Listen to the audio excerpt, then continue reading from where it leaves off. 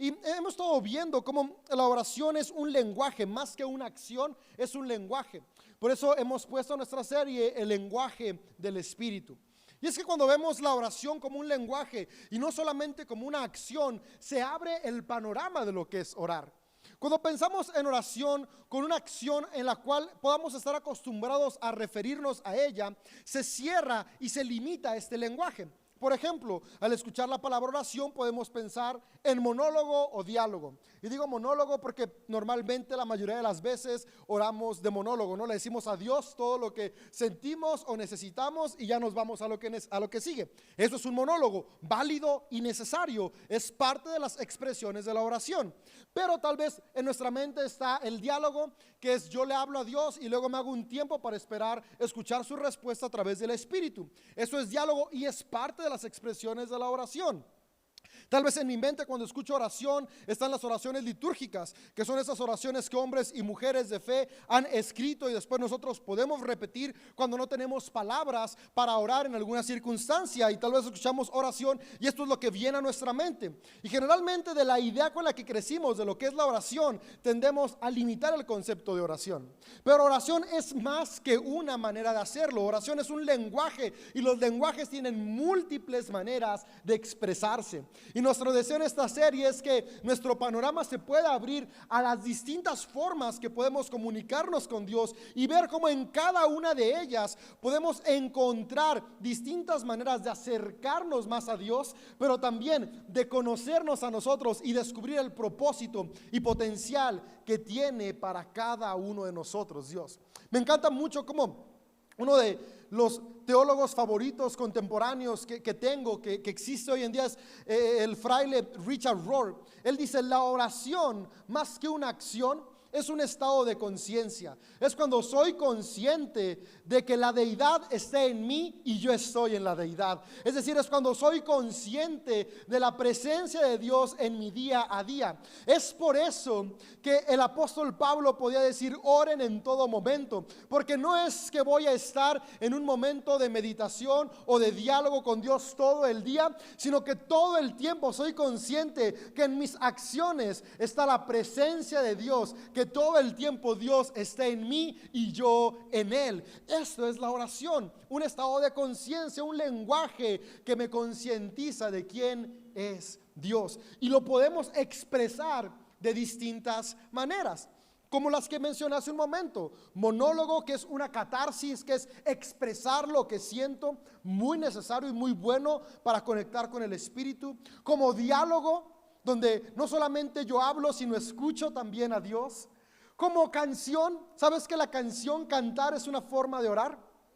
Las canciones son eso. Cada domingo iniciamos orando. Cada canción, sin importar si es movida o relajante, es una oración musicalizada. Palabras que nos conectan con Dios, que nos permiten saber quién es Dios y cómo experimentamos a Dios con una melodía. Eso es una oración. Así que si un día dices: hoy no sé qué decir o no tengo la paciencia para concentrarme, pero quiero orar, canta una canción. Recuerda, la oración no es una acción, es un lenguaje. Cada cosa que tú y yo hacemos que nos concientiza de quién es Dios y cómo Dios actúa en nosotros, que nos relaciona con Dios, es la oración. Otra manera de orar, otra expresión de la oración, es la poesía y la declamación. Pues decir, ¿en dónde hay poesía y declamación como oración? Las oraciones litúrgicas.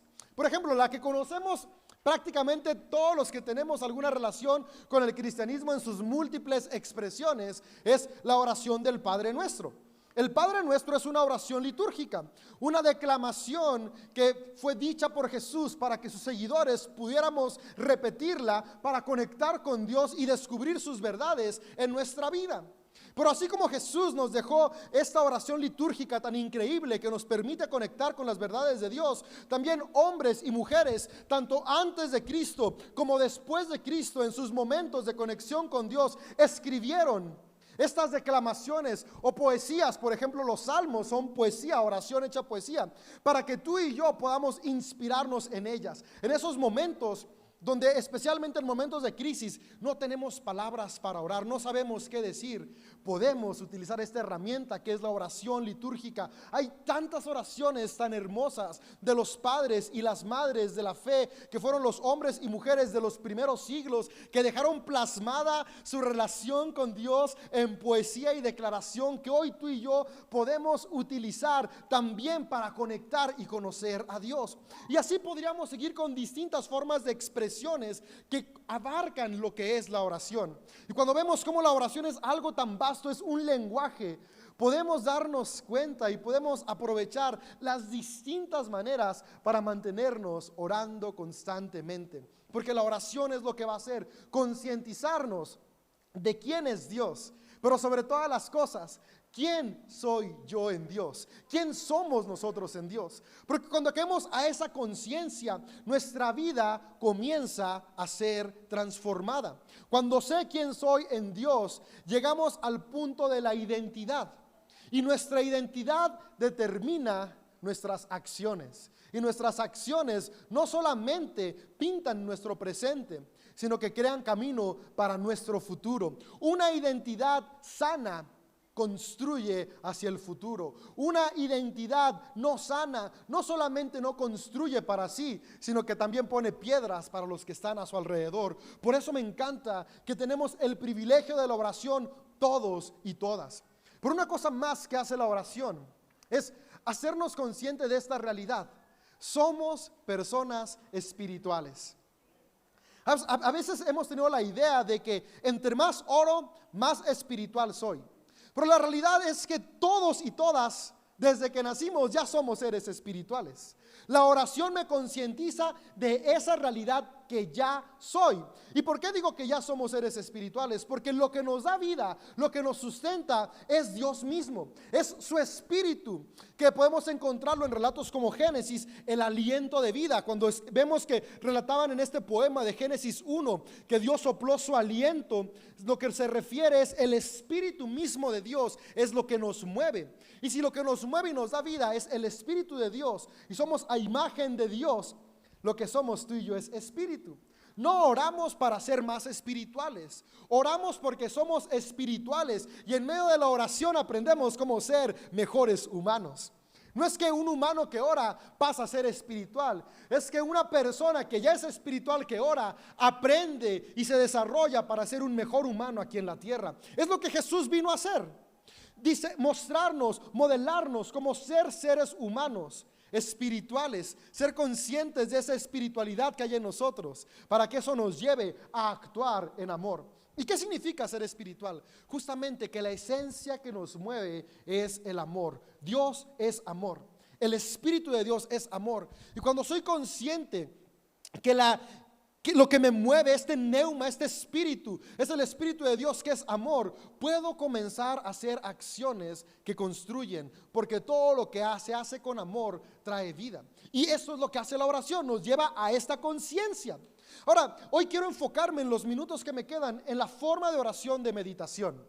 Y es que la meditación, la oración a conciencia, de concientización, es muy importante, porque la oración es un proceso de transformación y en la meditación podemos encontrar transformación efectiva para nuestro día a día. Y quisiera leerte lo que dice Filipenses 4 en los versos 6 al 7. Y Pablo, escribiendo la carta a Filipenses, dice lo siguiente: no se preocupen por nada, en cambio oren por todo. Díganle a Dios lo que necesitan y denle gracias por todo lo que Él ha hecho. Así experimentarán la paz de Dios, que supera todo lo que podemos entender. La paz de Dios cuidará su corazón y su mente mientras vivan en Cristo Jesús. Ese pasaje me gusta mucho. Y es que habla de que uno de los beneficios que tiene la oración es transformar la preocupación en paz. Y es que es normal, generalmente cuando nos encontramos preocupados, abatidos o sin esperanza, recurrimos a la oración para buscar una respuesta de Dios. Y me gusta mucho cómo el autor de Filipenses nos dice que la respuesta de Dios cuando tú y yo oramos con preocupación es traernos paz. Me gusta cómo el autor está hablando en el plano de la mente y el corazón. La preocupación, ¿en dónde se aloja? en nuestra mente y en nuestro corazón. La paz, ¿en dónde se encuentra? En nuestra mente y en nuestro corazón. Lo que el autor de Filipenses está diciendo es que tu mente no sea controlada por preocupación. Cuando estés preocupado, ora, y en la oración Dios te responderá. ¿Cómo? Trayendo paz a tu mente y tu corazón. Esto me llama mucho la atención. Y lo primero que me llamó la atención fue cuando leí este pasaje hace años, era cómo el autor me dice: no te preocupes por nada. Como que es algo imposible, ¿no? Digo, acá todos nos hemos preocupado y nos preocupamos constantemente. La preocupación es un sentimiento natural del ser humano. En otras partes dice: no se aflijan por nada. La aflicción es parte de los sentimientos del ser humano. Lo que el autor de Pablo está diciendo no tengas estos sentimientos. Lo que él dice es que este sentimiento no controle tus acciones. Que la preocupación no sea lo que controla lo que haces. Porque cuando tú y yo actuamos controlados por preocupación, hacemos las cosas mal. Yo recuerdo hace varios meses, mi hija Amelia Sofía se cayó y se abrió el labio. Y el labio es súper escandaloso. Tiene muchas terminaciones sanguíneas, así que sale mucha sangre. Gracias a Dios la abertura no fue tan grande, eso lo sé desde hoy. Pero en el momento que pasó yo no imaginaba cómo era. Yo solamente vi que el piso se comenzó a llenar de sangre. Mi hija tenía sangre escurriendo. Yo la cargué, traía blanco. Mi camisa se llenó de sangre y me preocupé. Es normal, será ilógico que un papá no se preocupe porque a uno de sus hijos le pasó un accidente. Y recuerdo que estaba buscando las llaves y no las encontraba y las agarré todo tembloroso y quería cerrar la puerta y la metí al revés y no encontraba las llaves de la camioneta para abrirla, porque cuando actuamos movidos por preocupación nos cegamos y parece que nos atamos. Recuerdo que en ese momento dije: ok, no puedo seguir así. Tomé unos segundos para respirar, tranquilizarme, tomar conciencia y comenzar a actuar pensando: ok, mi hija algo le pasó, ya no puedo evitar lo que sucedió, pero sí depende de cómo actúe ahora lo que va a pasar con ella en adelante. Así que me tranquilicé, oré, conecté con el Creador que está en mí, tomé las llaves, las puse al derecho, cerré, abrí la camioneta, manejé rápido pero con precaución, ya con conciencia, para poder revisarla y atenderla. La preocupación siempre nos hace actuar de manera equivocada. Es por eso que el autor nos invita: hey, cuando estés preocupado, antes de seguir avanzando, ora. Porque la oración, ¿qué es lo que va a hacer? Me encanta cómo dice el autor: va a hacer que Dios te dé su paz en la mente y el corazón. Y esto es lo que yo quisiera hoy que se fuera en nuestra vida. Uno de los beneficios de orar, de conectar con Dios, de este lenguaje espiritual, es que la oración, la conciencia de Dios en nosotros, transforma la preocupación en paz. Nos lleva de un estado de desesperanza a esperanza. Nos lleva de una situación donde pensamos que ya no hay más que hacer, a darnos cuenta que aunque sí hay situaciones complejas, aún hay mucho que hacer por delante. Eso hace la oración. Y una de las expresiones que más ayuda de oración para vivir esa transformación de la preocupación a la paz es la meditación. Yo me acuerdo que yo me preguntaba: ok, esto que dice Pablo es muy bonito, pero ¿cómo llego a ese estado? ¿Cómo logro pasar realmente de la preocupación y que la oración me lleve a tener paz? Y es que normalmente cuando yo oraba antes, siempre oraba como de: Dios, es que tengo este problema, tengo esta situación, mira, estoy súper intranquilo, no puedo más. Acababa de sacar toda la catarsis que tenía y seguía con mi vida. Y después volví a hacer lo mismo: Dios, es que mira, tengo estos problemas y ¿por qué no me respondes? Y llegaba un punto donde era: ok, ya me cansé de estar orando tanto, Dios no me responde. Pero conforme pasó esta crisis donde decía: es que ¿por qué Dios no me responde? Me puse a estudiar la oración y empecé a estudiar a los padres de la iglesia, que son los cristianos de los primeros 3 siglos. ¿Cómo es que ellos oraban? Me puse a estudiar cómo es que en la época de Jesús se oraba. Porque tú y yo leemos en la Biblia: Jesús se apartaba a orar y nos imaginamos que hacía lo que tú y yo hacemos normalmente. Pero me puse a investigar qué era la oración para la época de Jesús, qué era la oración para la época de Israel en el segundo templo y en la época de Israel cuando comienza a narrarnos la historia. Y pude encontrar cómo ellos en la cultura oriental, cada vez que leemos oración, principalmente se centra a la acción de meditar y contemplar. meditación y contemplación, que es la acción en la cual callo los ruidos a mi alrededor, las voces a mi alrededor, para concentrarme en la voz de mi interior. Y esa voz de nuestro interior que tú y yo llamamos conciencia, me gusta como en los escritos de los padres de la iglesia la vemos como la voz del Espíritu Santo. Y esto a mí me fascina, porque todos tenemos conciencia. Todos hemos escuchado en algún momento esa vocecita que nos dice: ay, como que eso no está muy bien, como que es mejor actuar de esta manera, como que mejor camina por este otro rumbo. Y me gusta que no está limitada a una decisión humana. Es el Espíritu de Dios en cada persona hablándonos desde siempre, para recordarnos que tenemos un propósito mejor. Y la oración por meditación es justamente eso: callar las voces a mi alrededor para escuchar esa voz en mi interior. Pero también la oración en la meditación hace otra cosa, es que me permite examinar mis acciones. Generalmente la mayoría de las circunstancias que atravesamos son el resultado de nuestras decisiones anteriores. Y en la meditación es darnos tiempo para examinar cómo estoy actuando. Lo que hoy estoy experimentando, ¿qué de lo que hoy vivo lo causé con mis acciones de ayer? Ahora, hay cosas que están fuera de nuestras acciones, pero hay muchas cosas que podemos cambiar. Y si cambiamos lo que está en nuestras manos, nuestra vida es mucho mejor, porque ya no tenemos que enfrentarnos a nuestras consecuencias más las circunstancias cruciales de la vida. Ya solamente nos enfrentamos a las circunstancias cruciales de la vida. Es por eso que el autor de los salmos, que creemos que es David, en el salmo que dice: examina mi corazón, es una acción de meditación. Muéstrame lo que hay oculto. Desde ese tiempo en el cual medito, callo las voces para ver qué hay en mis acciones que están trayendo hábitos o ciclos destructivos a mi vida. Y es donde la oración comienza a tener un sentido, porque vemos resultados en nuestro día a día. Y cuando yo veía este pasaje de Filipenses, cuando veo que Pablo dice: no se preocupen por nada, oren en todo tiempo, y cuando veo que el resultado de la oración viene paz en la mente y el corazón, puedo estar siendo consciente que esta oración que nos invita Pablo a hacer es una oración en el plano de nuestro interior, no de nuestro exterior. Y es que esta es la tensión que enfrentamos los seres humanos, especialmente en el último siglo. La oración se ha distorsionado. Los seres humanos somos buenos para distorsionar lo espiritual en lo vano y en lo rápido. Y convertimos la oración, una acción de transformación interior, en un método como de lámpara maravillosa. Y convertimos la oración, que era para transformar mi interior, en un método para obtener cosas de Dios. Creemos que la oración es como un cajero automático o una maquinita de dulces, que si le ponemos las monedas correctas y la movemos de la manera adecuada, vamos a obtener el juguete que tanto queremos.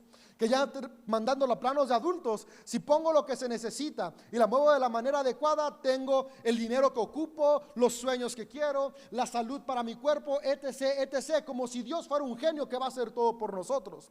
Y después estamos orando de esta manera, las cosas no pasan y nos frustramos, y es: Dios no responde. Yo me frustré y dije: Dios no responde.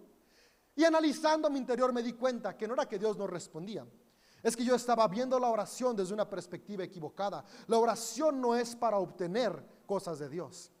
La oración es para ser transformado en mi interior y darme cuenta que Dios ya me capacitó y ya me dio todo lo necesario para en esta vida, sí, aún con sus dificultades y problemas, alcanzar la plenitud y la abundancia. Pero no es que Dios lo va a aparecer por obra de magia, es que en la oración Dios me va a transformar para, desde una mente y un corazón transformado, yo transformar mi exterior.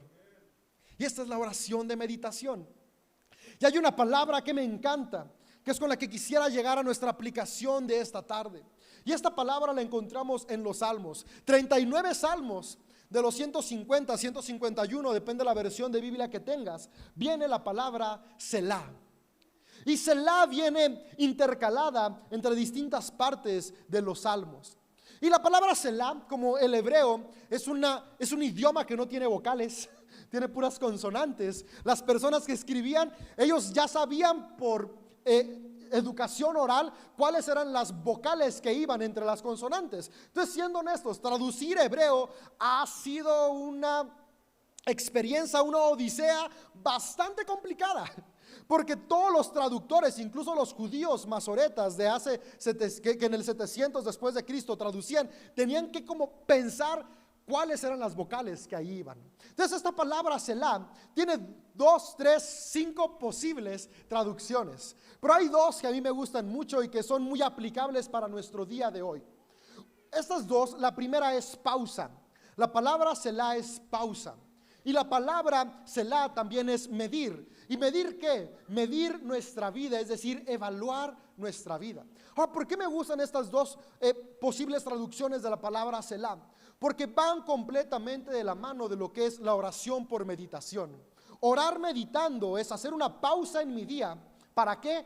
Para evaluar mis acciones y para evaluar en dónde está mi corazón, pero también para darme cuenta y ser consciente de quién es el Dios que está en mí. Y en los salmos se encuentra de una manera increíble el uso de esta palabra Selah. Porque cuando tú lees los salmos a conciencia, vas viendo cada vez que aparece la palabra Selah, la intención del escrito cambia. Me gusta cómo los salmos, muchos de ellos comienzan como una catarsis, es decir, expresando sentimientos de frustración, de dolor y de pena. Y conforme va escribiendo el autor, estos sentimientos van cambiando y modificando. Y esto habla de lo que la meditación puede hacer en nuestra vida. Cómo nuestra vida puede ser transformada cuando tomamos tiempo Selah, es decir, pausas en nuestro día para evaluar y meditar. Y en el Salmo 3 encuentro una aplicación muy práctica para esta oración por meditación. De una manera muy práctica, cómo pasar en lo que dice Pablo en Filipenses, de la preocupación a la paz que Dios nos ofrece. Y quiero leerles el Salmo 3. Voy a leerles del verso 1 al 6. Y vamos viendo cómo entre los Selah podemos ir viendo esta transformación en el pensamiento del autor. Y comienza el Salmo 3 diciendo: oh Señor, tengo tantos enemigos, son muchos los que están en mi contra, son tantos los que dicen, Dios no lo rescatará. Después de eso dice Selah. En la Nueva Traducción Viviente dice interludio, que es otra de las posibles traducciones al pensar que es algo musical. El interludio son esas partes en la música que no tienen letra, solamente tienen música. Y esta música sin letra es justamente para asimilar lo que se ha cantado. Pero lo que aquí el autor está diciendo es, ok, comienza diciéndonos, tengo enemigos. Y son muchos los que están en mi contra, son tantos los que dicen que Dios no me va a rescatar. Comienza el autor expresándonos cómo se siente. Y es que se vale ser honestos con nuestros sentimientos. La meditación, la oración no es pretender que todo está bien ante Dios. Dios conoce todas las cosas. Él está en ti. Cuando tú sufres, Él está sufriendo junto contigo. Cuando tú celebras, Él está celebrando junto contigo. Pero externarlo es algo que ayuda. Y es algo que creo que todos hacemos. Todos comenzamos con esa parte de la oración, externando cómo me siento, qué me duele, qué me aqueja, qué me frustra. Pero la cosa que yo he notado es que muchas veces nos detenemos ahí. Externo, digo todo, hago la catarsis, es bueno, es saludable, pero sigo con mi vida. Pero aquí el autor nos invita, ok, después de que ya lo sacaste, toma un tiempo Selah, medita y evalúa. Y ve, después de que este autor sacó lo que él tenía y tomó un tiempo para meditar y evaluar, fíjate cómo cambia lo que escribe. Y después de meditar, dice el verso 3, pero tú, oh Dios, Señor, eres un escudo que me rodea.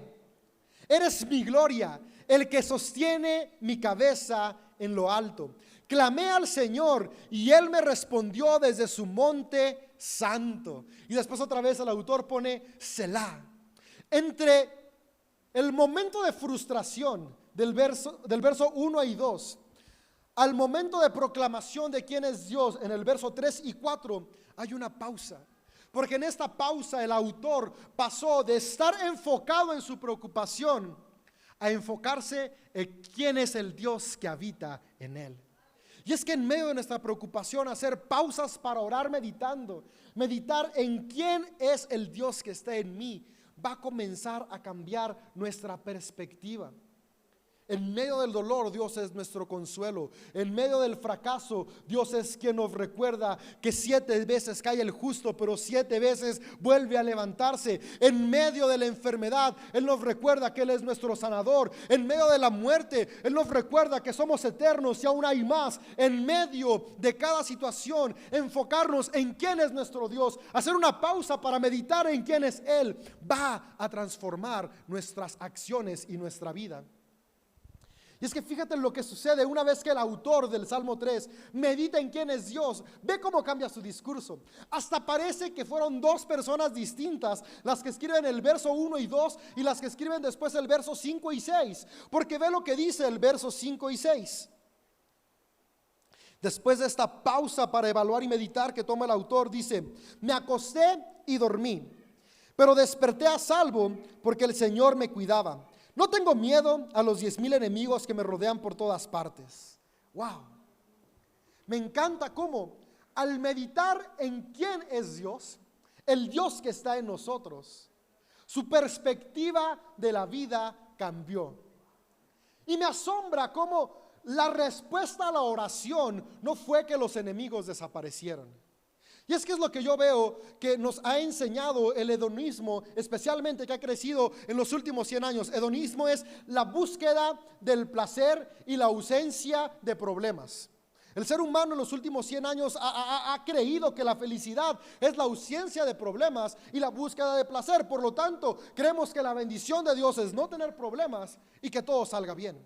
Cuando en realidad la felicidad es la capacidad de resolver problemas y de aprender a seguir avanzando aún en medio de la adversidad. Esto no solamente es un principio espiritual, es un principio humano. La humanidad ha avanzado cuando se ha podido sobreponer a las circunstancias difíciles y cruciales. Es parte de aprender a navegar en la vida. Y es lo que Jesús vino a decirnos. Jesús nunca prometió una ausencia de problemas, pero lo que sí prometió es paz en medio de los problemas, para que lo que nos mueve no sea la preocupación, sino la paz. Porque cuando hay paz, nuestras acciones son distintas. Fíjate, este hombre que escribe el Salmo 3 comienza agobiado por todos sus enemigos.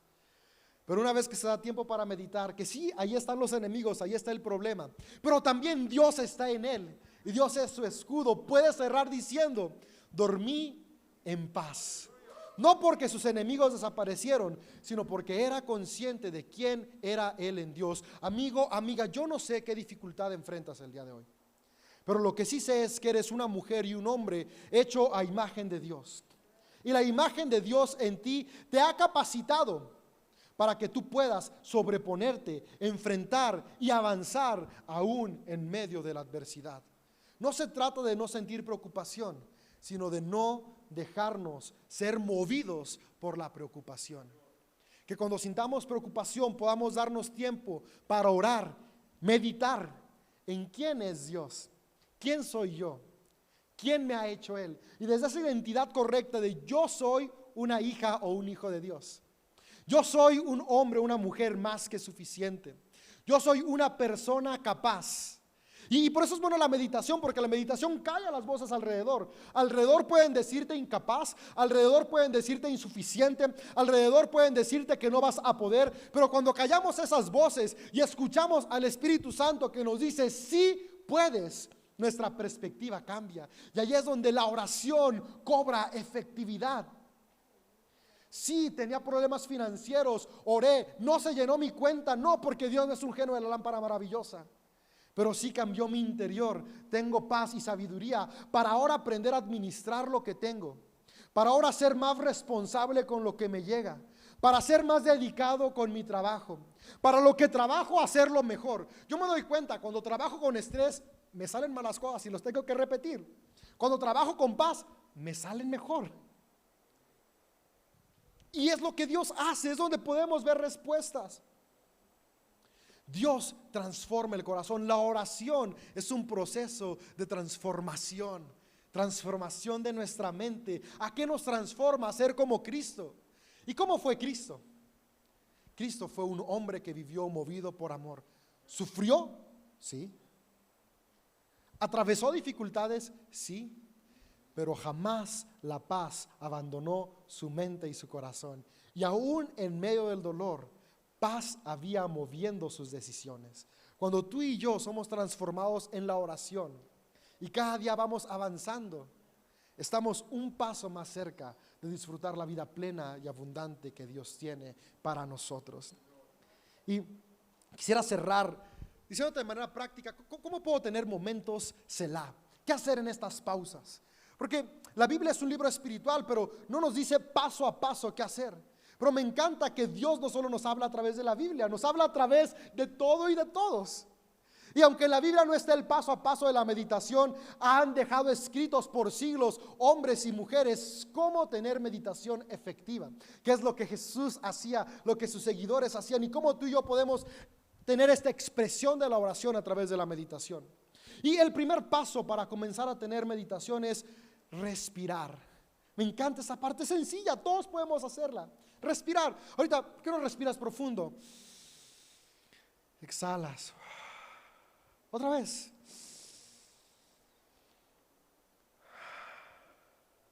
Y de nuevo va. Comenzar respirando hace tres cosas.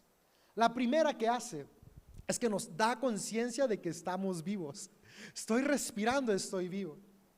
La siguiente cosa que hace es que me hace consciente del presente. ¿Sabes? La preocupación viene por dos cosas: exceso de pasado o exceso de futuro. Estoy preocupado por lo que hice o estoy preocupado por lo que tengo que hacer. Y estoy tan presionado por lo que ya fue o por lo que va a ser que se me olvida el hoy. Respirar me regresa, ok, estoy aquí y ahora. Por lo que pasó ya no puedo hacer nada. Y lo que viene depende de cómo esté ahorita. Estar conscientes del aquí y el ahora. Por eso Jesús constantemente decía: el reino ya está aquí. Hey, dejen de pensar en el futuro, enfóquense en hoy. Y la meditación, la oración comienza respirando: estoy vivo, estoy aquí, estoy ahora. Pero después hay otra cosa que hace la respiración y me encanta. Es que oxigena nuestro cuerpo. Y un cuerpo oxigenado está más preparado para enfrentar cualquier situación que un cuerpo mal oxigenado. ¿Sabes que una de las cosas que nos hace actuar mal cuando estamos preocupados o con estrés es que no hay una oxigenación correcta en nuestro cerebro?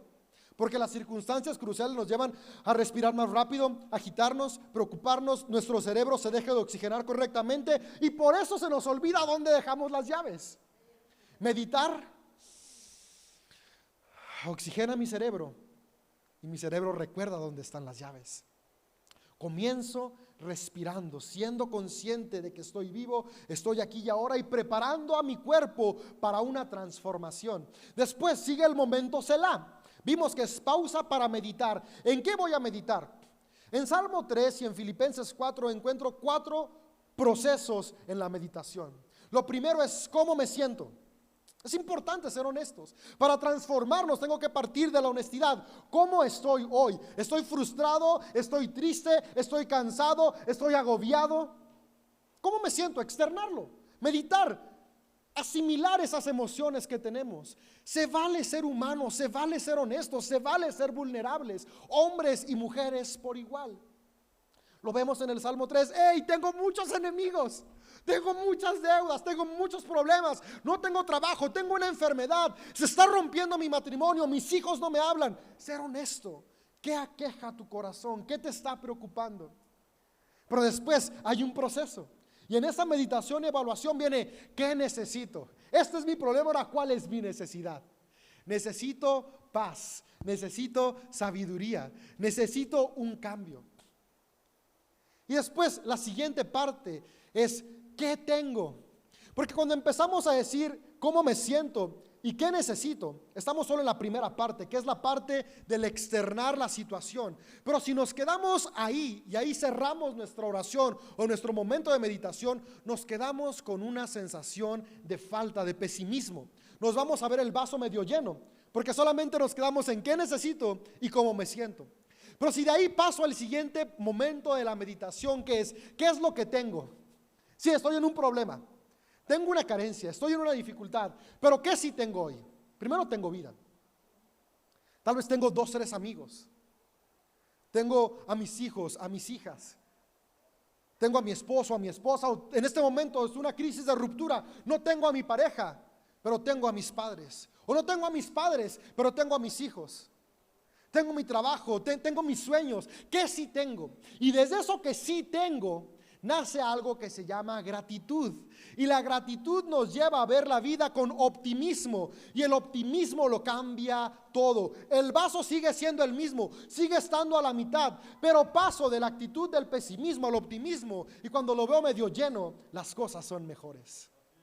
Y es el proceso que hace la oración al meditar. Cuando sí medito en mi situación difícil, pero después de eso medito en que sí tengo. Y por eso hace falta callar voces, ¿no? Porque me doy una pausa para, ok, tengo este problema, pero tengo estas personas que están junto conmigo. Tengo este problema, pero tengo estas oportunidades por delante. No son las que sueño, pero lo tengo. Y agradezco que lo tengo. Y después se cierra este momento Selah de meditación con ¿quién es el Dios que está en mí? Y esta es la parte más increíble. ¿Quién es?